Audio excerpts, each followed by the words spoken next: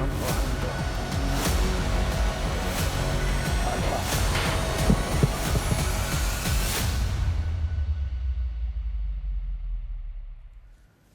our next story, let's go back in time. The year is 2016. Donald Trump came to power with a promise. No more stupid wars. That's what he said. No more stupid wars. No more Iraq, no more Afghanistan.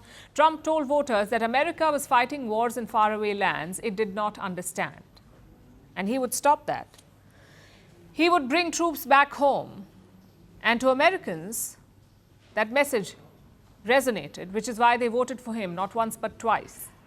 Our president will start a war with Iran because he has absolutely no ability to negotiate. He's weak and he's ineffective. So the only way he figures that he's going to get reelected, and as sure as you're sitting there, is to start a war with Iran. Now, I'm more militant and more militaristic than the president. I believe in strength. But to start a war in order to get elected, and I believe that's going to happen. That was Donald Trump warning that Barack Obama would start a war with Iran because he cannot negotiate. But today the tables have turned. It is Trump who is flirting with the same war.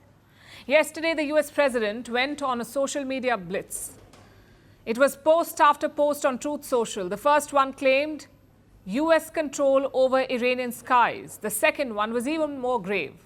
Trump issued a direct threat to Khamenei, the Iranian supreme leader. In fact, let me quote from what it said. We know exactly where the so-called supreme leader is hiding. He is an easy target, but is safe there. We are not going to take him out, kill, at least not for now. So Trump says the US knows where Khamenei is hiding, but they won't kill him, at least not for now. Those are the US president's words. And if that wasn't enough, there came a third post.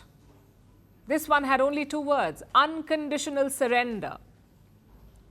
Basically, Trump wants Iran to give up arms. But to what lengths will he go to achieve it? Will he join Israel's war? He has not ruled it out. You don't know that I'm going to even do it. You don't know. I may do it. I may not do it. I mean, nobody knows what I'm going to do. I can tell you this, that Iran's got a lot of trouble, and they want to negotiate. And I said, why didn't you negotiate with me before? All this death and destruction. Why didn't you negotiate? I said to the people, why didn't you negotiate with me 2 weeks ago? You could have done fine. You would have had a country. It's very sad to watch this. Yesterday, the US president convened his National Security Council. It was in the White House Situation Room. The meeting lasted 80 minutes. According to American officials, Trump is now seriously weighing a military move, joining Israel's strikes and targeting Iran's nuclear sites. And if you look at America's military footprint in West Asia, it sure looks like they are getting ready. Look at the latest US deployments. 30 jets have been shifted from American soil to Europe. This list includes bomber and tanker planes that can refuel jets mid-air. Meanwhile, more firepower is pouring into West Asia. F-16s, F-22s, F-35s, they're all now on standby at US bases across the region. At sea, American warships are on the move. The USS Sullivan is already in action. It is intercepting Iranian missiles fired at Israel.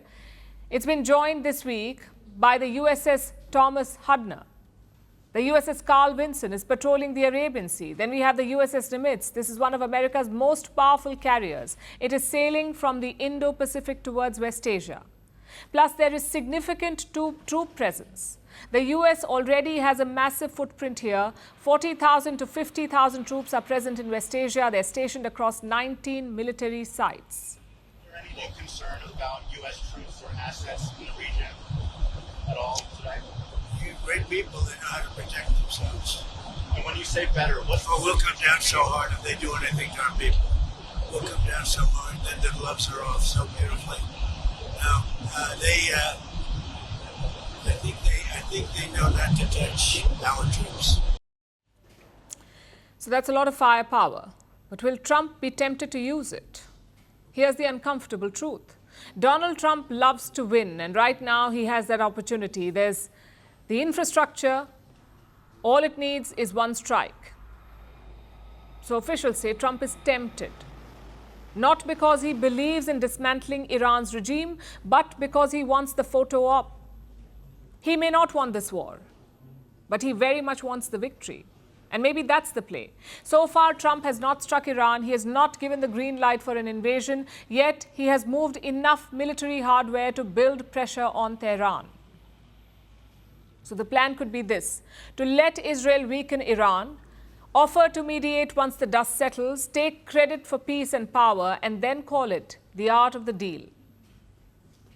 Although not everyone is buying this plan, especially some of Trump's biggest fans, his so-called MAGA supporters. Case in point, Tucker Carlson and Marjorie Taylor Greene. They've both rallied behind Trump. They both campaigned for him, and now both of them are questioning this war. They say Trump is being dragged into another endless war. And worse, he's being dragged there by Israel. But Trump remains unfazed. He has only one thing to say to his critics: that only he decides what America first means. So will the real Donald Trump stand up? Is he still the outsider who promised to end wars? Or will he now stumble into another forever war in West Asia? Whatever the answer, Trump has a decision to make, and this time he cannot tweet his way out of it.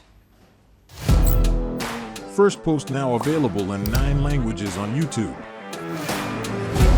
English, Stands at $36 trillion. French, Le FMI, comme German, Geschäftsführenden Direktor Hindi, $30 trillion ka karjo. Indonesian, Pemerintah tanpa pemeriksaan. Italian, Sekali radikali. Japanese, $4 euro. Portuguese, Por causa do próprio balanço patrimonial. Spanish. Beautiful bill. Go to Settings, click on Audio Track and select a language of your choice. Be the first to know what's happening around you in your first language. Firstpost.